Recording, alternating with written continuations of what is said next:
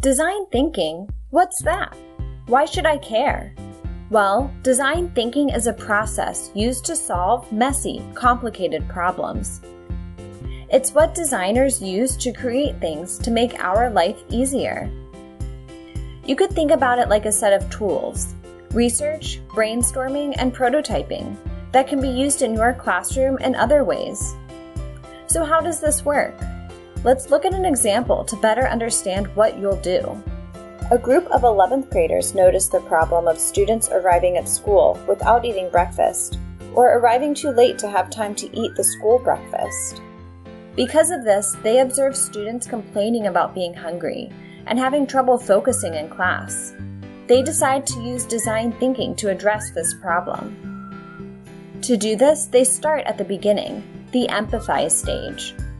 In this stage, they step into the shoes of the people who experience this problem, the students who don't have time for breakfast in the morning. They do this to understand how those students feel about the problem and the needs they have. Next, they learn everything they can about the problem in the define stage.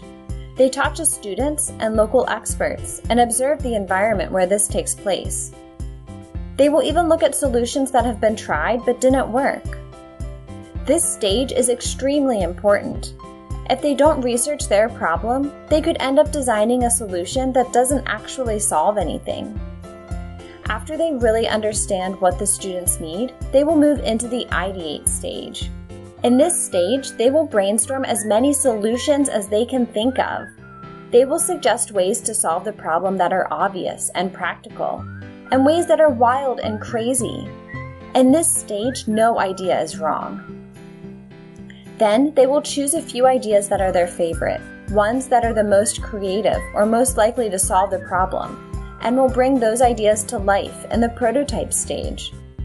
In this stage, the student designers make real-life versions of their ideas.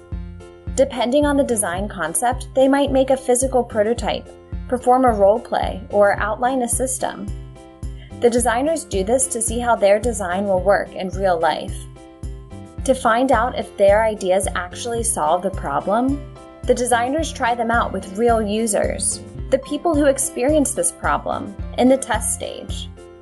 They ask the students to use the object or go through the motions of the system to see what works well and what needs to be improved. While this is the last stage, it doesn't have to be the end. If the design has problems, the designer may go back and do more research, try other ideas, or work to fix the problems with the prototypes. By using the design thinking process, the design team is able to understand the real needs of the people affected. They know why the problem exists. They are able to consider many different creative solutions. They try these solutions in the real world, and they are able to prove the success of their idea. Are you ready to solve a problem with design thinking?